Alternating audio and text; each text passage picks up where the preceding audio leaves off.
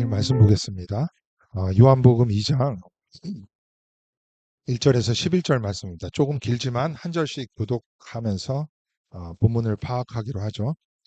요한복음 2장 1절에서 11절 말씀입니다. 예. 제가 먼저 읽겠습니다. 사흘째 되던 날 갈릴리 가나에 혼례가 있어 예수의 어머니도 거기 계시고 예수와 그 제자들도 혼례 청함을 받았더니 포도주가 떨어진지라. 예수의 어머니가 예수에게 이르되 저들에게 포도주가 없다니 예수께서 이르시되 여자여 나 무슨 상관이 있나이까 내 때가 아직 이르지 아니하였나이다. 그의 어머니가 하인들에게 이르되 너에게 무슨 말씀을 하시든지 그대로 하라 하니라. 거기에 유대인의 정결 예식을 따라 두세 통 드는 돌 항아리 6이 놓였는지라. 예수께서 그들에게 이르시되 항아리에 물을 채우라 하신즉 아기까지 채우니 이제는 떠서 연회장에 갖다 주라 하시매 갖다 주었더니 연회장은 물로 된 포도주를 맛보고도 어디서 났는지 알지 못하되 물떠온 하인들은 알더라. 연회장이 신랑을 불러 말하되 사람마다 먼저 포도주를 내고 낮은 것을 내거는 그대는 지금까지 좋은 포도주를 두었도다 하니라. 같이 읽겠습니다. 예수께서 이 첫 표적을 갈릴리 가나에서 행하여 그의 영광을 나타내심에 제자들이 그를 믿으라. 아멘. 오늘부터 요한복음 본론으로 들어가겠습니다. 이 본문은 제가 25년 동안 열심히 읽어왔던 성경을 보는 관점을 완전히 뒤엎어버린 본문입니다. 그래서 참 애착이 가고요. 지금 설교하는 그리고 목회하는 성경관 이런 관점이 생기게 된 본문이에요. 신학을 하고 졸업한 이후에 성경 연구 어떤 모임에 의해서 제 성경 보는 관점이 완전히 바뀐 본문입니다. 그래서 여러분들에게 최대한 자세히 설명을 드리도록 하겠습니다. 그 전에 요한 본문이 결론과 서론 어떻게 연결이 되는지 잠깐 복습하고 또 필요한 걸 먼저 잠깐 말씀을 드리고 본문으로 들어가도록 하겠습니다. 여러분들 기억하시죠? 요한복음 본문, 요한복음의 결론 20장 21절에 30절에 20장 30절에 31절 말씀인데요. 한번 볼까요? 예수께서 제자들 앞에서 이 책에 기록되지 아니한 다른 표적, 이 표적이 사인이라고 누누이 말씀드렸습니다. 그러니까 이게 기적보다는 훨씬 더 큰 개념이네요. 그런 사인 표적도 많이 행하셨으나 오직 이것을 기록함은, 그러니까 오늘부터 살펴볼 7가지 표적과 또 영광을 기록한 목적은 너희로 첫 번째 예수께서 하나님의 아들 그리스도임을 믿게 하려는 것이고 또 그 이름을 힘입어 우리가 영생을 얻게 하기 위함이라는 것입니다. 그러니까 요한복음을 보면서 다른 목적을 구하면 안 된다는 거예요. 이것을 확실히 해야 됩니다. 왜냐하면 7가지 표적을 보면서 예수 그리스도가 누구신지 그리고 예수 그리스도를 믿음으로 얻게 되는 영생을 보지 못하면서 자꾸 이 땅에 속한 어떤 것을 얻고자 하는 사람들 그리고 그렇게 가르치는 자들이 너무나 많기 때문입니다. 그런데 그러한 거짓된 복음은 그것은 복음도 아니죠.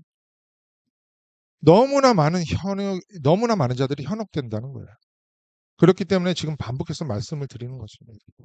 오늘부터 살펴볼 7가지 표적 사인은 예수 그리스도가 하나님의 아들이며 그리스도 메시아이심을 믿게 하기 위해 그리고 그 믿음으로 영생을 얻게 하기 위해 일어난 사건들이라는 거예요. 이거를 머릿속에 딱 구조를 박아놓고 본문을 모아야 합니다. 여기에서 벗어나는 가르침, 제가 설령 다른 말을 하면 그걸 의심해도 좋습니다. 거짓 복음이라고. 제가 또한 표적을 반복해서 영어 단어 사인과 함께 말씀드리는 이유는 보통 표적이라는 단어를 기적이라고 생각을 해요. 자꾸만. 근데 그보다 훨씬 포괄적인 의미예요.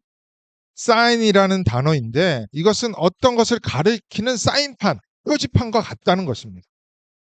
누가복음 12장 2장 12절을 볼게요. 누가복음 2장 12절. 너희가 가서 강보에 쌓여 구유에 뉘어 있는 아기를 보리니 이것이 너희에게 표적이 되니라 라고 하고 있어요. 이 표적 단어 똑같습니다. 7가지 표적과 동일한 단어인 사인이에요. 아기가 태어나 강보에 쌓여 짐승의 밥그릇에 누워 있는 것이 흔히 사람들이 생각하는 슈퍼내추럴한 기적은 아닐 거예요. 그런데 누가복음 2장에서 이것을 표적 기적이라고 하고 있죠. 그 의미는 진짜 어떤 것을 가리키고 그 본질을 바라보아야 한다는 의미인 거예요. 그러니까 기적에 우리의 시선이 고정되어 표적이 주는 진정한 본질을 놓치고 그 표적을 보면서 예수 그리스도가 누구이며 그분으로 인해 어떠한 일이 일어날 것이며 우리가 영생을 얻는다는 것을 놓쳐서는 안 된다는 것입니다. 그리고 그 이후에 각자에게 허락된 그 영생의 삶을 교회와 함께 이 세상을 살아가면서 누리는 거예요. 요한복음의 절반을 차지하고 있는 이와 같은 표적이라는 단어와 표적의 구조를 조금 자세히 말씀드리는 이유는 예수님이 어떤 표적을 일으키면 수많은 무리들, 대부분이에요. 거의 95%, 99%그 많은 무리들이 표적을 보고 오해를 했기 때문입니다. 아까 말씀드린 거짓 선생들의 설교가 딱 그와 같은 오해예요. 그 오해 형태는 다양하게 나타나고 그 오해를 바로잡기 위해서 예수님이 강해를 하십니다. 이게 요한복음의 구조입니다. 그러니까 하나의 표적이 일어나면 그 표적에 따른 오해, 그리고 오해를 불식시키기 위한 예수님의 강해가 지금 요한복음 본론에 기록된 순서입니다. 이것을 전부 다 꼼꼼히 다 말씀을 드려야 되는데 한 번에 할 수는 없어요. 그래서 여러 차례 나누어서 한 표적과 오해와 그 강론을 말씀드릴 텐데 한 텀의 설교가 끝나면 여러분들 한 번에 쭉 읽어 내려가시면서 꼭 정리를 해보시기 바랍니다. 지금부터 첫 번째 표적인 가나의 혼인잔치를 살펴보도록 하겠습니다. 지난주 말씀드린 더 큰 일을 이제는 우리가 보기 시작하는 거예요. 오늘 보면 여러분들이 가지고 있는 성경책을 한번 보세요. 1절과 2절을 보면 가나라는 지역에서 혼인잔치가 열리게 됩니다. 마리아도 초대받고 예수와 예수의 제자들도 초대받은 것으로 보아 아마도 이 집안의 혼인잔치, 이 집안은 예수님의 집안과 매우 가까웠던 것으로 보입니다. 이와 같은 유대인들의 혼인잔치는 우리의 혼인잔치와 같지 않습니다. 단 하루, 이틀에 끝나지 않고 적어도 일주일, 그리고 2주일까지 계속해서 지속되었다고 합니다. 이렇게 장기간 지속되는 유대인들의 혼인잔치에서 가장 중요했던 것은 음식인데 그 중에서도 포도주였다는 거예요. 왜냐하면 유대인들의 사고에서 포도주가 주는 어떤 상징적인 의미가 있기 때문이에요. 그 포도주는 기쁨과 잔치를 상징하는 음식이었는데 조금 이따 좀 자세히 말씀을 드릴게요. 이 혼인잔치 기간 동안 포도주가 충분히 공급되어야 잔치다운 잔치가 될 수 있었다는 거예요. 그런데 만약 포도주가 떨어지게 되면 이건 큰일 나는 것입니다. 난리가 나는 거예요. 더 이상 잔치의 그 풍성함과 기쁨은 완전히 사라지고 찬물을 끼얹는 듯한 그 분위기가 연출된다는 거죠. 실제로 그랬고요. 그만큼 혼인잔치의 포도주는 너무나 중요한 자리를 차지하고 있었습니다. 그런데 오늘 3절 본문을 보면 혼인잔치에 포도주가 떨어졌다는 것을 고발함으로써 본문이 시작되고 있어요. 3절 한번 보세요. 포도주가 떨어진지라. 예수의 어머니가 예수에게 이르되 저들에게 포도주가 없다 하니. 포도주가 떨어졌다는 것은 인간의 잔치 중 가장 기쁨과 환희가 넘쳐야 할 그 혼인잔치의 결핍, 기쁨이 사라졌다는 의미예요. 이것은 유대 사회에서 엄청난 신뢰였고 제가 이번 설교를 준비하면서 다시 한번 여러 주소책을 보다 보니까 거기에 너무나 이게 고속감이 되기도 했다고 합니다. 얼마나 중요한 일이었습니다. 이게 심각한 일이라는 거예요. 그런데 포도주가 떨어진 것을 알게 된 예수의 어머니 마리아가 지금 예수님에게 말하고 있죠. 아들아, 예수님, 지금 포도주가 떨어졌다라고 말한 거예요. 그건 무슨 의미예요? 그만 마시라고? 그러지는 않았겠죠. 아니면 포도주를 예수가 제공하라고? 근데 잘 생각해 보세요. 예수님은 혼주가 아닙니다. 초청받은 사람이에요. 그러나 그 이후에 예수와 마리아의 대화를 보면은 3절에서 마리아가 예수님에게 포도주가 떨어졌다고 한 말은 포도주가 떨어진 혼인잔치에 예수 너가 기적을 일으켜서 포도주를 제공하라는 요구였다는 것을 우리는 어렵지 않게 알 수 있어요. 이제 본문이 어려워지고 있는데 그냥 우리의 일반적인 상식으로 이 본문을 정확히는 이해할 수 없습니다. 그래서 지금부터 유대인들의 문화와 상징적인 언어를 계속 곁들이면서 설명을 드리면서 이 구속사적인 의미를 끌어내야 합니다. 그래야 오늘 본문 혼인잔치에서 불이 변하여 포도주가 되는 기적을 충분히 이해할 수 있게 되는 것이죠. 마리아가요. 아들인 예수가 태어날 때부터 이 예수는 특별한 사람이라는 것을 알았을 거예요. 왜냐하면 남자를 전혀 알지 못했던 자기가 임신을 했잖아요. 그러니까 이게 성령으로 임신이 됐다는 사실을 알았겠죠. 또한 누가복음 2장을 보면 예수님이 12살 때 6월절에 예루살렘으로 올라가요. 6월절 남자는 모든 명절에 예루살렘에 가서 성전에서 지켜야 됐잖아요.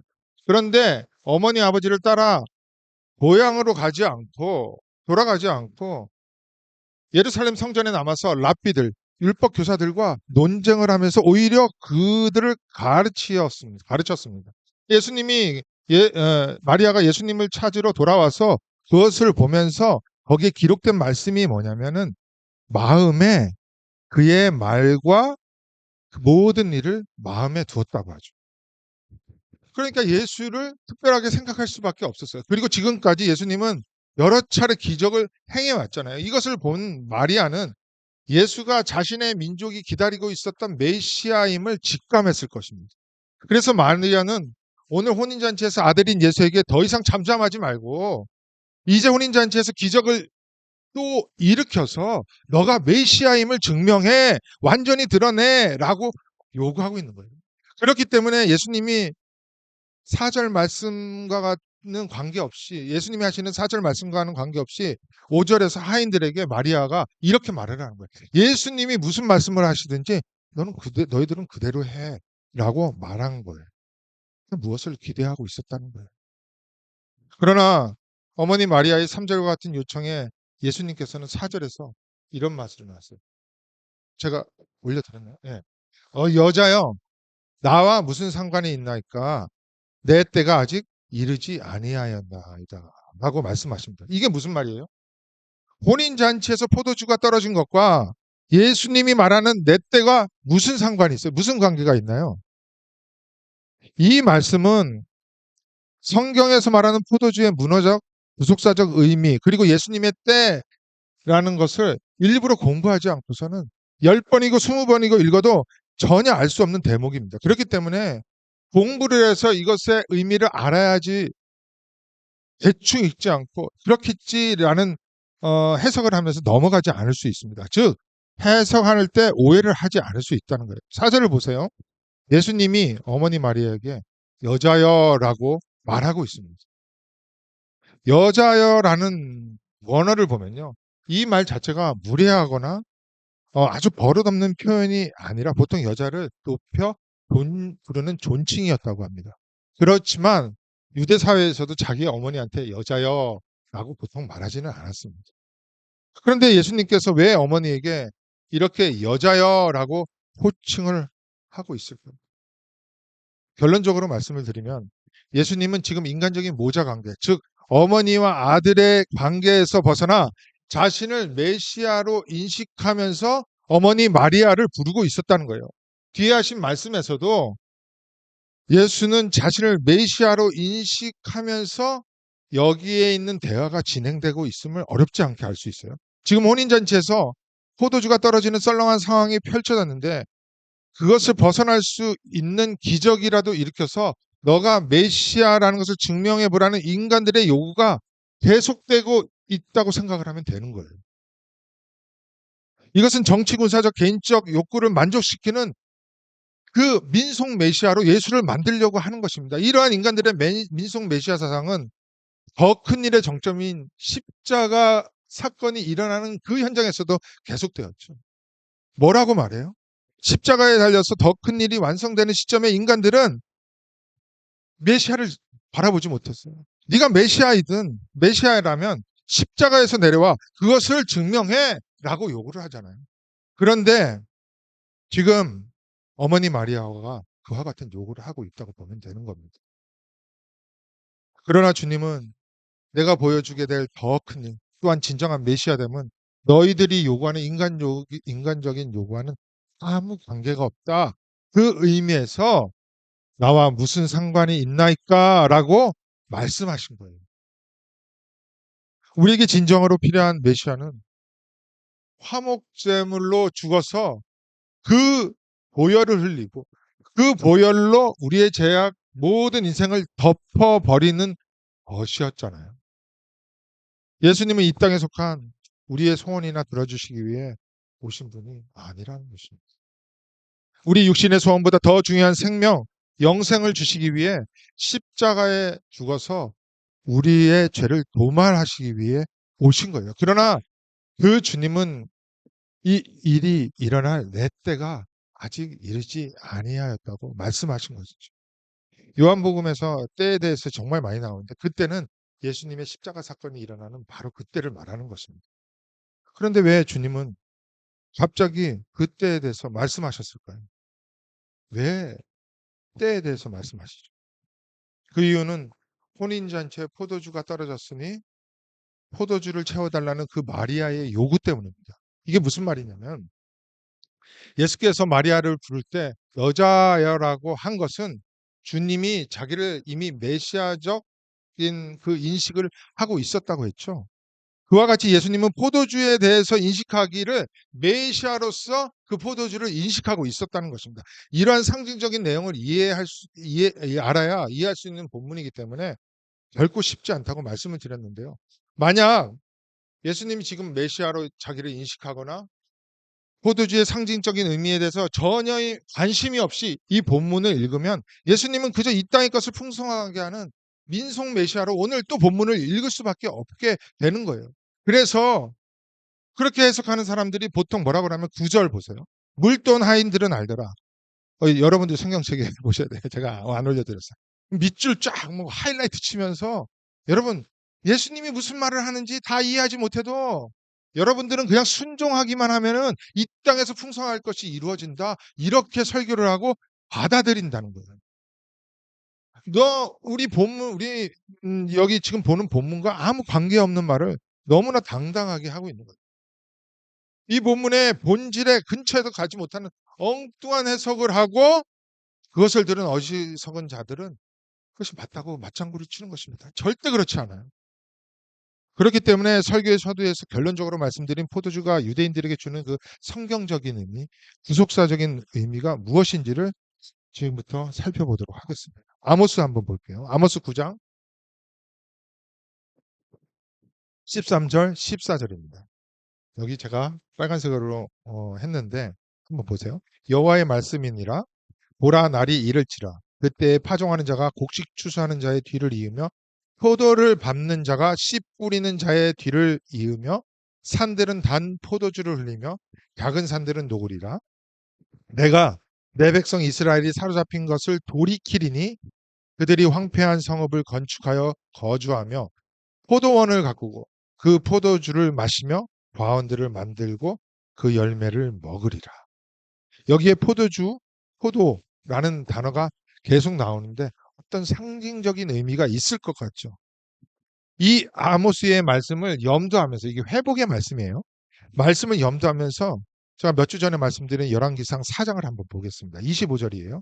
솔로몬이 사는 동안 유다와 이스라엘이 안에서부터 부엘세바에 이르기까지 각기 포도나무 아래와 무화과 나무 아래에서 평안히 살았더라. 샬롬왕, 평강의 왕인 솔로몬이 통치하는 나라는 하나님의 나라를 그림자처럼 보여주는 나라라고 말씀을 드렸죠.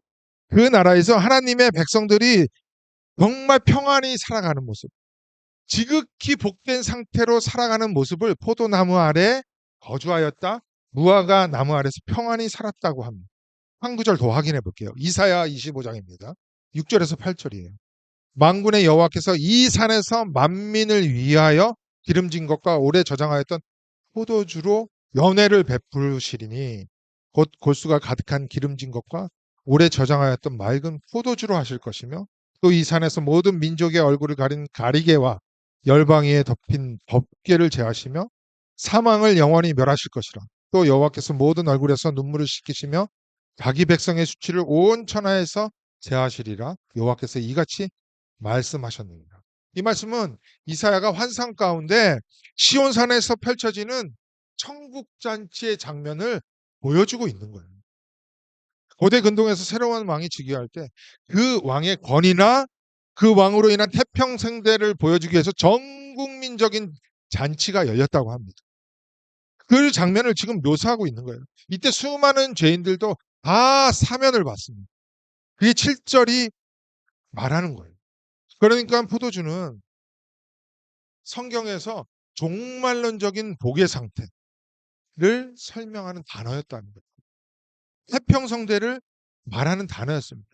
그러니까 새로운 왕, 즉 그리스도가 통치하는 하나님의 나라가 완성된 지극히 복된 상태, 즉 하나님의 생명력, 영생이 충만하게 부어지는 그 상태를 포도주, 포도나무로 묘사했다는 거예요. 포도주가 하나님 나라의 생명, 그 영생, 하나님 나라의 풍성한 복락을 의미한다고 말씀을 드렸죠. 그런데 이 나라는 어떻게 이루어져요? 예수님께서 십자가 대속적 죽음을 통해서만 구워지고 완성이 되는 거잖아요. 이렇게 이루어지는 거잖아요. 그래서 예수님께서는 본문에서 포도주를 요구하는 마리아의 그 요청에 이렇게 받아들인 거예요. 나에게 이제 죽을 때가 되었다고요? 그러니까 죽으라고요? 이렇게 받아들인 거예요. 그래서 예수님은 아직 그때가 이르지 아니했다고 말한 거죠. 포도주의 성경적인 의미를 정확히 알지 못하면 요한복음 2장 가나의 혼인잔치는 평생 읽어도 그 의미를 파악할 수가 없는 거예요. 이와 같은 포도주의 상징적인 의미를 알 때 오늘 본문에 나오는 예수님의 사절 말씀을 비로소 이해할 수 있게 되는 것입니다. 이 부분이 오늘 본문의 가장 어려운 부분이에요. 다시 포도주에 대해서 말씀을 드릴게요. 포도주는 지금 말씀드린 구약의 의미와 함께 예수 그리스도가 흘릴 그 보혈, 그 보혈로 완성되는 하나님 나라의 지극히 복된 상태 샬롬을 의미하는 단어였습니다. 이런 포도주의 진정한 의미를 모른 채 자기는 나름대로 이 본문을 해석하고 보면서 포도주는 그저 육체적인 만족을 주는 탐욕, 욕구, 소원, 어떻게 해서라도 얻어내는 그 풍성함에 지나지 않게 해석할 수 있다는 거예요. 그와 같이 해석하는 자들이 오늘 본문을 보고 주님은 인간적인 결핍을 해석하여 풍성한 것을 주는 분이라고 말하는 것입니다. 그러니까 본문에서 주님께서는 당장 포도주를 원하는 인간들의 요구에 인간적인 포도주를 제공하신 것이 아니지 주님이 주시고자 하는 그 포도주에 대해서 거절한 것이 아니라는 거예요. 그러니까 똑같은 단어도 생각하는 그 본문이 의미하는 단어를 해석하는 것에 따라서 완전히 극과 극으로 해석할 수 있다는 거예요. 그렇다면 주님께서 포도주를 만드신 것이 어떤 의미가 담겨 있는지 조금 구체적으로 살펴보도록 하겠습니다. 6절 한번 볼게요. 6절 한번 같이 읽겠습니다. 시작.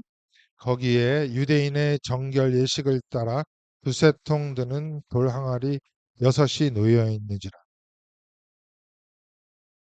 정결 예식이라는 것은 무엇이냐면 유대인들이 바깥에서 돌아오게 되면 집 안으로 돌아오게 되면 손을 씻고 발을 씻는 것을 말하는 거예요. 이건 나쁜 것이 아니죠. 그런데 이 예식을 하지 않고 더러운 손으로 음식을 먹으면 우리 속이 더럽게 된다고 여겼습니다. 그 더러워진 속이 결국은 하나님 앞에서까지 정결하지 못하다고 한 거예요. 이것은 율법도 아니고 장로들의 전통 유전이었습니다. 마가복음 7장을 보면 이러한 장로들의 전통에 대해서 예수님이 책망을 해요. 한번 볼게요. 마가복음 7장 7절에서 9절입니다. 제가 읽어드리겠습니다. 사람의 계명으로 교훈을 삼아 가르치니 나를 헛되이 경배하는도다 하였느니라. 너희가 하나님의 계명은 버리고 사람의 전통을 지키느니라. 또 이르시되 너희가 너희 전통을 지키려고 하나님의 계명을 잘 저버리는도다. 무엇을 말해요? 말씀에도 없는 것, 즉 사람의 교훈을 자신들의 전통으로 삼아 교회 안에 가지고 들어와서 그것이 마치 하나님의 말씀인 양 가르치고 그것을 꼭 행해라고 하는 거예요. 그러니까 예를 들어 말씀드리고 싶은 것도 진짜 있지만 그냥 설교이기 때문에 참을게요. 그러니까 하나님이 주신 율법에 어떤 것을 이상하게 만든 장로들의 전통, 말씀에도 없는 것을 추구하면서 예수 그리스도를 향하지 않는 종교적 열심을 지금 예수님은 지적하고 있다는 것입니다. 지금 장로들의 유전, 전통이 오늘 본문의 정결 예식을 위한 물 항아리로 등장하고 있다는 거예요. 율법주의, 인본주의를 드러내기 위해 정결 예식을 위한 물통이 나오고 있다는 것입니다. 실제로 거기에 있었고요. 왜 정결 예식을 위한 물통을 율법주의, 인본주의라고 했는지 지금부터 말씀을 드립니다. 본문을 잘 보시면 예수님은 포도주를 채워달라는 인간들의 요구에 포도주가 있었던 그 포도주 항아리에 물을 채우라고 하지 않고 어디에 물을 채우라고 해요? 정결 예식을 위한 손 씻는 물이 들어있어야 하는 그 항아리에 물을 채우라고 하십니다. 이상하지 않아요? 꼼꼼히 보셔야 돼요. 예수님의 대화 행동 등이 우리 일반적인 상식에서 벗어나고 이해가 되지 않으면 반드시 거기에 메시지가 있기 마련입니다. 보통 상식선에서 생각하면 포도주 창고에 있는 포도주 항아리에 물을 채우고 그것을 떠다 주라고 했을 텐데 정결 예식을 위한 항아리에 물을 채우게 하고 그 물을 떠다 주었을 때 포도주가 된 거예요.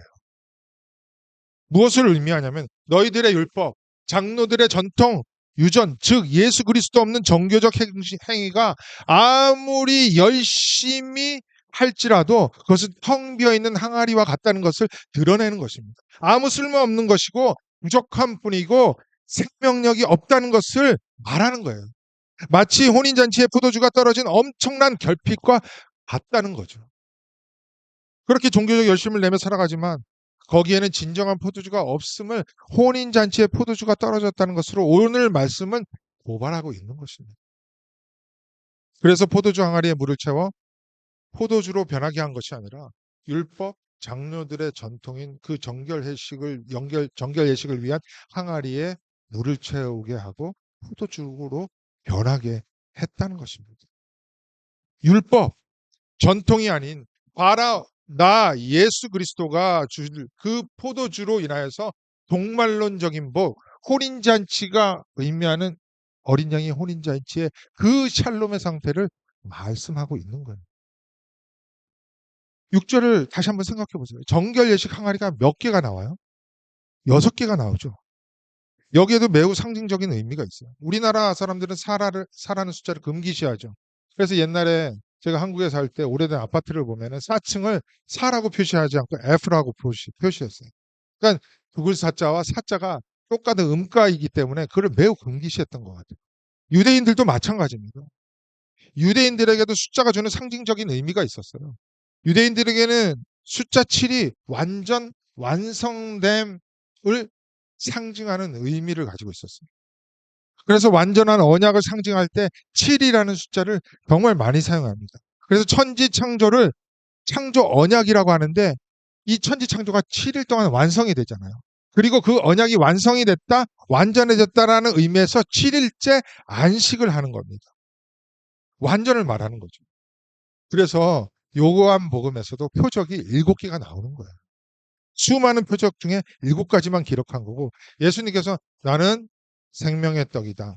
I am who I am. 여호와를 가리키는 단어예요. 그리고 나는 빛이다. 나는 선한 목자다. 이런 자기 인식, 자기 정체성을 드러내는 그런 진술도 7가지가 나오는 것입니다. 이 7이라는 숫자의 상징적 의미도 이제는 이미 알고 계실 거예요.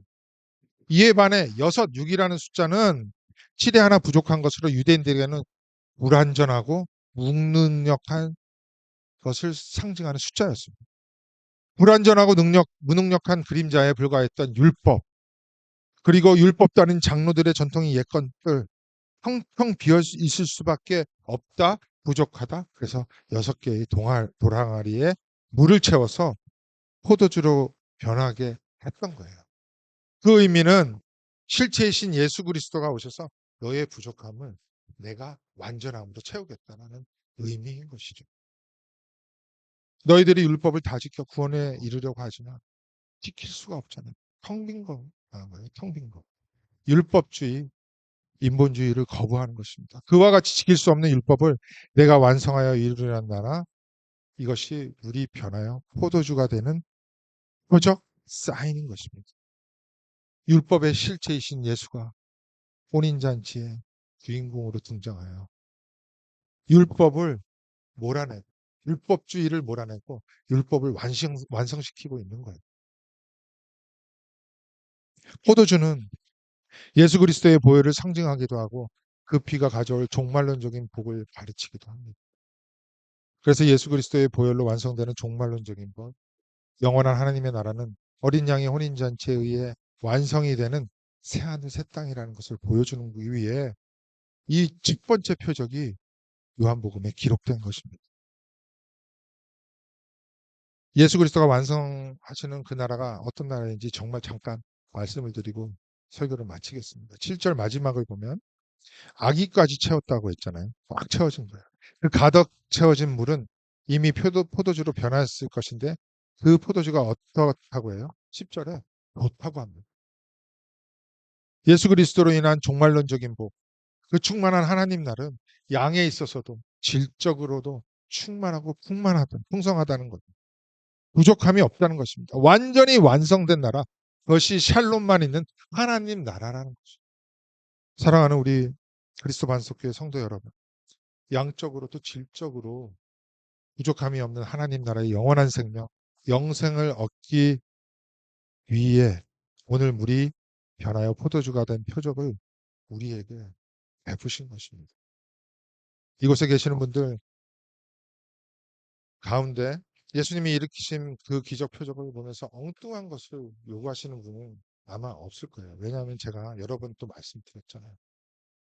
인간의 어떤 노력과 종교적 열심으로 초대받을 수 없고 누릴 수도 없는 그 어린 양의 혼인 잔치는 오직 예수 그리스도로 인한 그 포도주로 인해 완성되며 풍성하게 주어진다는 것입니다. 그 혼인 잔치의 신부되는 저와 여러분, 진정한 신랑이 베푼 그 혼인 잔치에서 세상이 줄 수 없는 그 풍성함을 만끽하고 지극히 복된 하늘의 신령한 것을 이미 소유하며 또 소망 가운데 기대하면서 하나님이 주시는 그 포도주를 이 땅에서 영원토록 즐거워하며 살아가시는 귀한 믿음의 백성들이 되시기를 주님의 이름으로 축원드립니다. 이 말씀을 기억하면서 함께 기도하겠습니다.